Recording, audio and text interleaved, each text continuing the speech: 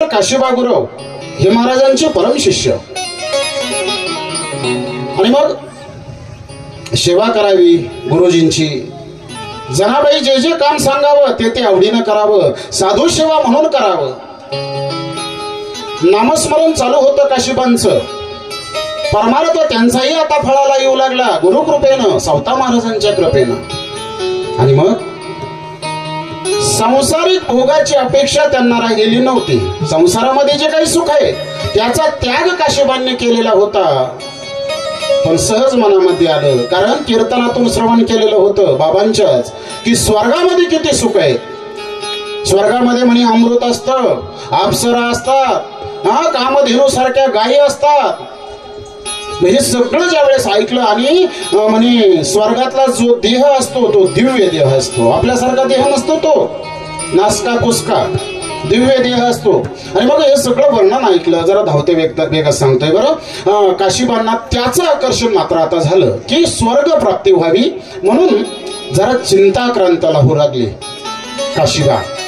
आणि मग जनाबाईंनी सहज सावता बाबांकडे पाहिलं, म्हटले स्वामी काशीबा जरा नाराज दिसताय। म्हणून सावता बाबांनी विचारलं, काशीबा नाराज आहात, कसली चिंता आहे का, कसलं दुःख आहे का? काशीबांनी सांगितलं, म्हटले नाही गुरुजी असं काय नाही। पण मग आता आग्रहानेच विचारल्यानंतर सांगू लागले काशीबा, म्हटले गुरुजी संसारातल्या सुखाची भोगाची अपेक्षा नाही मला, पण मला असं वाटतं मला स्वर्ग सुख मिळावं, स्वर्गामध्ये जागा मिळावी। आणि मग बाबांनी एवढा सुंदर उपदेश केला, म्हटले वेड्या, अरे स्वर्गातले जे देव आहे ते मृत्यू लोकाची अपेक्षा करतात, आणि तू तिथं जाण्याची अपेक्षा करतो। प्रमाण झालंय आपलं की स्वर्गीचे अमर इच्छिता ते देवा, मृत्यू लोकी व्हावा जन्म आम्हा। अरे ते मुक्त नाही, ते बद्ध आहेत, आणि तू कशासाठी जातो? सुंदर असा उपदेश केला। आणि एवढं सामर्थ्य होतं सावता महाराजांचं, ज्या पद्धतीनं गोकुळामध्ये जेव्हा माझ्या बालकृष्णानं यमुना तीरावरती काठावरती गेल्यानंतर माती भक्षण केली, खाल्ली ना माझ्या भगवंतानं माती, कशासाठी? पृथ्वी तत्व शुद्ध करण्यासाठी, म्हणून माती खाल्ली। बळराम दादा पळतच गेले, म्हटले मैया भागवत कथा एवढी सुंदर आहे महाराज, 7 दिवस कशी जाता कळत सुद्धा नाही, असं वाटतं हे संपूच नाही। अगो मैया म्हटले कानानं माती खाल्ली।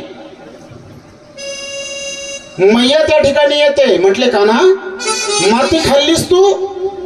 खोट बोलले भगवंत, आई गाई नाही खाल्ली गणी माती, आई गाई नाही खाल्ली गणी माती, आई गाई नाही खाल्ली गणी माती, आई गाई नाही खाल्ली गणी माती,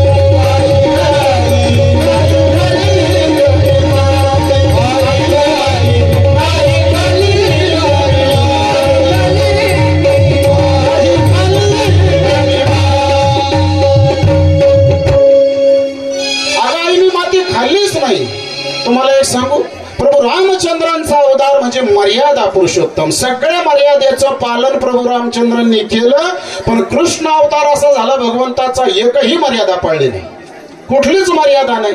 प्रभू रामचंद्रांचा विवाह झाला, किती झाले प्रभू रामचंद्रांचे विवाह? कोणी सांगेल का मला? सांगेल का कोणी? किती विवाह झाले प्रभू रामचंद्रांचे? अहो एक पत्नी एक बाणी, बरोबर आहे की नाही? आणि इकडे 1, 10, 100 नाही नाही नाही नाही 16,100, हा आमच्या अक्षय महाराजांना माहित, 16,108 पत्नी। आणि म्हणून काशीबांना सांगू लागले, म्हणजे ज्या पद्धतीनं मैयानं विचारलं कान्हा माती खाल्लीस का रे? अगं नाही म्हटली, मैंने माती नाही खाल्ली। म्हटले तोंड उघड बघू, तोंड उघडून दाखव मला। म्हणजे तोंड जेव्हा उघडलं कुणी, भगवंतानं बालकृष्णानं विश्वरूप दर्शन मातेला घडवलं, ब्रह्मांडाचं दर्शन घडलं। म्हणजे भगवंतामध्ये जे सामर्थ्य आहे ते संतांमध्ये असतं हे मला यातून सांगायचंय. तर काशीबा गुरवांना स्वर्गाची अपेक्षा झाली आणि म्हणून ओढ्याच्या काठावर ते एकांतात घेऊन गेले काशीबा गुरवांना आणि त्या ठिकाणी सावता महाराजांनी विश्वरूप दर्शन काशीबांना घडवलं. केवढं मोठं सामर्थ्य. तिने लोक दिसू लागले, स्वर्ग दिसू लागला काशीबांना आणि नरक सुद्धा दिसू लागला आणि नरकामध्ये काशीबा पडलेले असं त्यांनी पाहिलं. मग घाबरले, अंगाला घाम फुटला, शुद्धीवर आले, भाव समाधीतून जागे झाले, विचारू लागले बाबा साधूची सेवा केली, नामस्मरण केलं आणि माझी जागा नरकात. मग बाबांनी सांगितलं अपेक्षाच तशी तू केलीस. अरे स्वर्गाची अपेक्षा काय करतोस? मुक्त होण्याची अपेक्षा कर, भगवंत प्राप्तीची अपेक्षा कर. अहो विभीषणांना सगळे शहाणे म्हणतात की नाही? हा, दुर्जनाला सोडलं म्हणजे भावाचा त्याग केला, रावणाला सोडलं की नाही? सोडलं ना महाराज आणि भगवंताकडे आले. खूप चांगलं केलं विभीषणानं. तरी आमचे नाथ महाराज काय म्हणतात माहित आहे? म्हणती विभीषण शहाणा. आमच्या अण्णांचं वाक्य कर, म्हणती विभीषण शहाणा परी तो अति मूर्ख जाना. मूर्ख म्हटलंय कशासाठी? अरे रामाकडे आला, चांगली गोष्ट झाली आणि येऊन मागितलं काय? कशाची प्राप्ती करून घेतली विभीषणानं? लंकेची प्राप्ती करून घेतली. जे नासकय, जे कुसकय, जे विनाशी आहे त्याची प्राप्ती करून घेतली. काय असं मोठं त्यांनी म्हणजे प्रताप केला जीवनामध्ये? अरे रामाकडे आले होते तर रामालाच मागायचं ना. लंकेमध्ये गुंतले की नाही? भगवंत भेटून सुद्धा दुरावला म्हणून मूर्ख म्हटलं. मग भगवंताकडे गेल्यानंतर संसारातल्या गोष्टी मागू नका माई बाप. त्या प्रारब्धाने तुम्हाला मिळणार आहे, तुमच्या कष्टाने तुम्हाला ते मिळणार आहे. संसार मागूच नका. मागायचंच असेल ना भगवंताकडे तर भगवंतच मागावा. आणि भगवंत जर मागितला तर त्याचा परिणाम काय होतो? राम म्हणता रामाची होई जे, पदी वैसोनी पदवी जे, पदी वैसोनी पदवी जे, पदी वैसोनी पदवी जे, आवडता रावरी होई जे, पदी वैसोनी पदवी जे, पदी वैसोनी पदवी जे.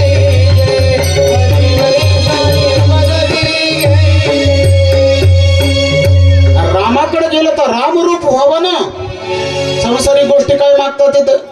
आणि म्हणून काशीबांना सुंदर असा उपदेश केला. तुम्ही स्वर्गाची अपेक्षा केली, नासक्या कुसक्या गोष्टींची अपेक्षा केली म्हणून नरकात जागा आहे.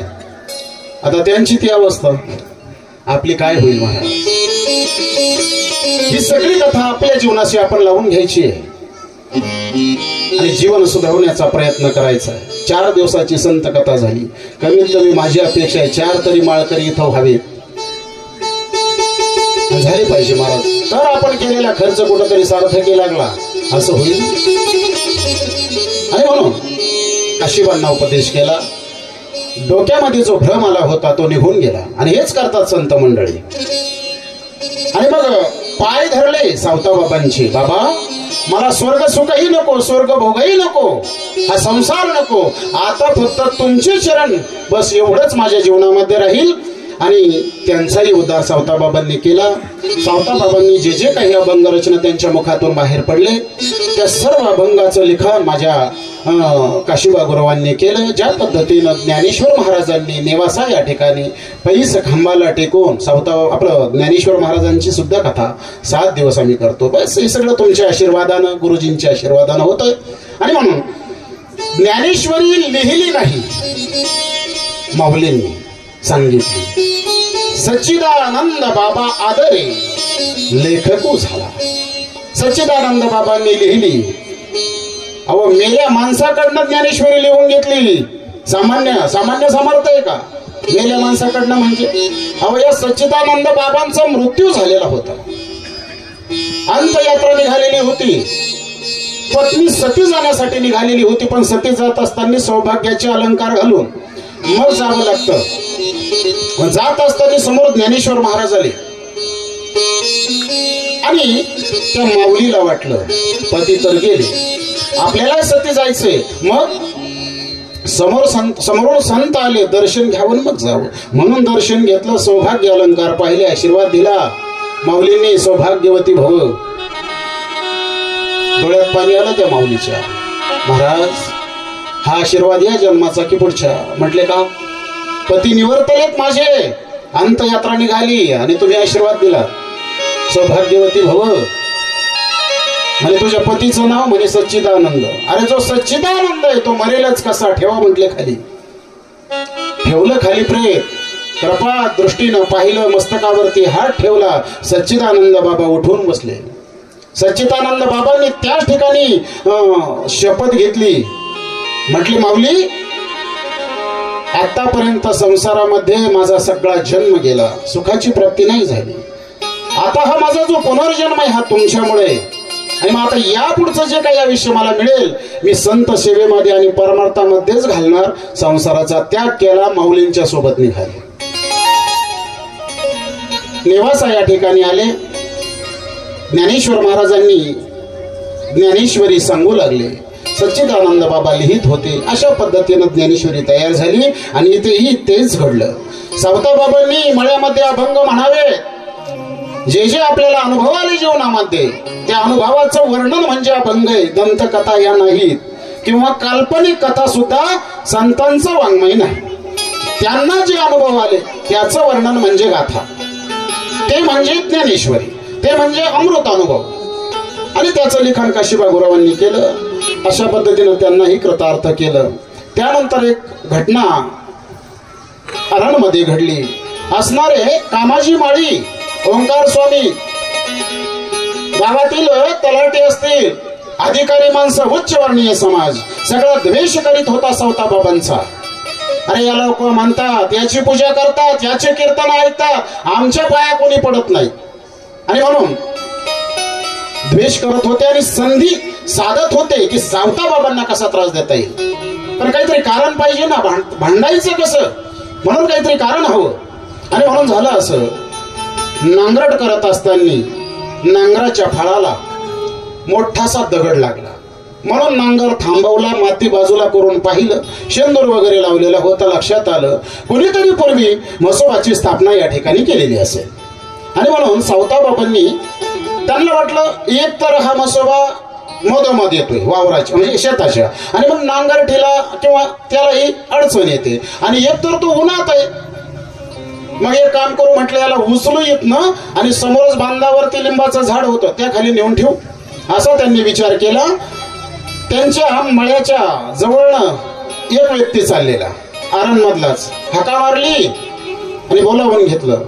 म्हटले काय काम आहे? म्हटले काय नाही, हा जो म्हसोबा आहे जरा मला उचलायला मदत करा. म्हटले काय उचलायचा? म्हणे ते लिंबाच्या झाडाखाली नेऊन ठेव. त्यानं सांगितलं, सावता असं काही करू नका, त्याच्यासाठी विधी असतात, ब्राह्मणांना बोलावं लागतं, अभिषेक करावा लागतो, मग मूर्ती हलवावी लागते. असा दगड तुम्ही म्हसोबा हलवू नका. तो तिथून निघून गेला. मग सावता महाराजांनी स्वबळानं स्वतःच्या शक्तीनंच तो म्हसोबा असा गरंगळत त्या लिंबाच्या झाडापर्यंत नेला, तिथं स्थापना केली. आता यांना मात्र आयतं कुलीत मिळालं. तो पळतच गावात गेला. ओंकार स्वामी कामाजी माळींना सांगितलं. म्हणले अनर्थ झाला. म्हटले काय झालं? अहो त्या सावत्यानं म्हणा म्हसोबा हलवला, उचलून बांधावर टाकलाय, आणि म्हणून त्यांना मात्र आयतं कुलीत मिळालं. आणि आपल्या गावावर काहीतरी अरिष्ट ओढवणार हे मात्र आता नक्की आहे. आणि त्याच काळामध्ये झालं असं,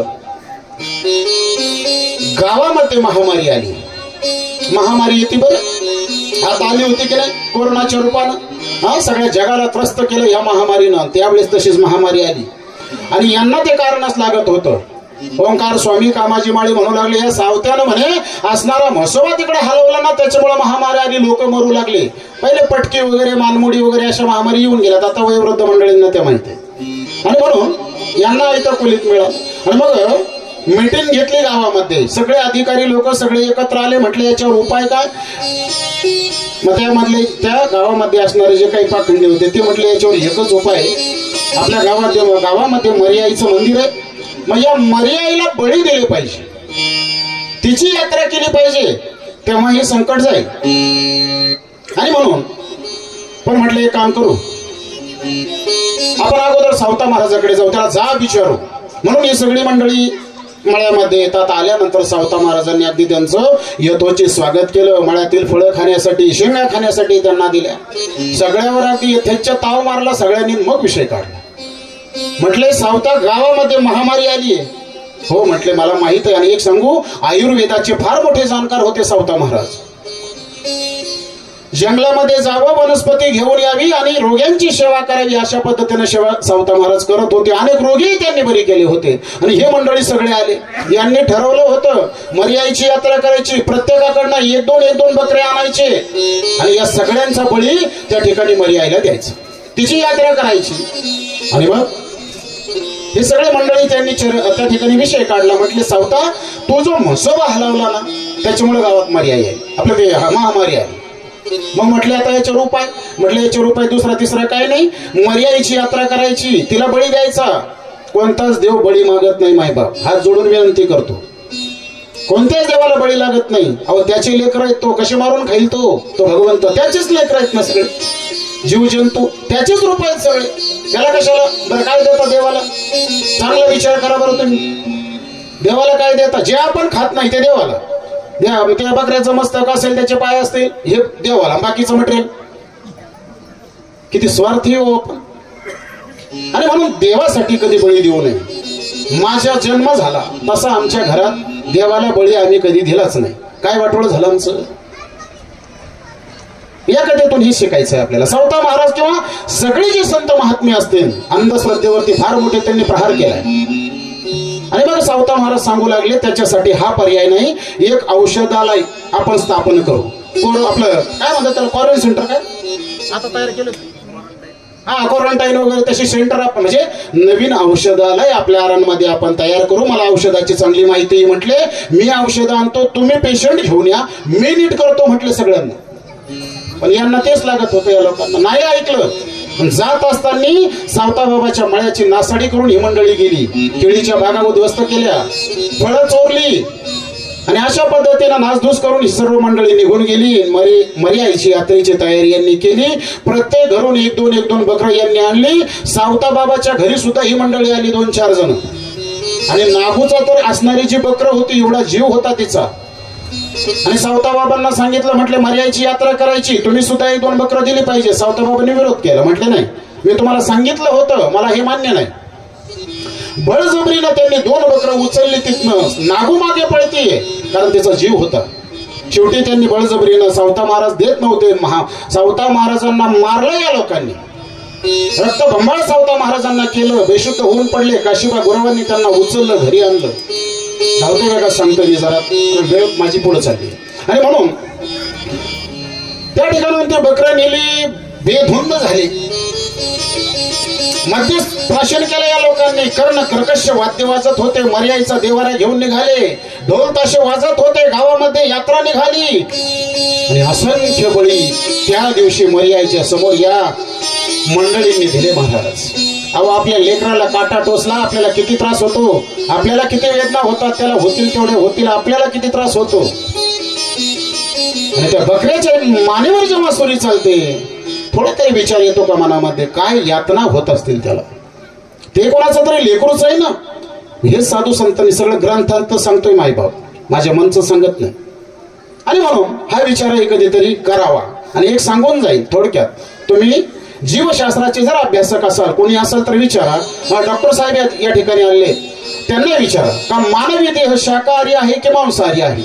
आपले सळंग डॉक्टर या ठिकाणी दररोज कथेला आहेत महाराज. आणि त्यांना विचारा तुम्ही, देह आपला नक्की कसा आहे. शाकाहारी 100%, मांसाहारी हा देह नाही. आणि म्हणून मांसाहार जीवनामध्ये टाळावा. कारण जसं आपण अन्न खातो तसे आपले विचार होत असतात. जसे विचार तयार होतात, पुढे सारखा थोडस, जसे विचार तसा आचार आपल्याकडनं घडत असतो. म्हणून युक्त, तुकाराम महाराज सांगून गेले ना मायबाप, युक्त आहार विहार नेम इंद्रियासी सार, नसावी बासर निद्रा भाऊ भाषण. युक्त आहार जीवनामध्ये असावा.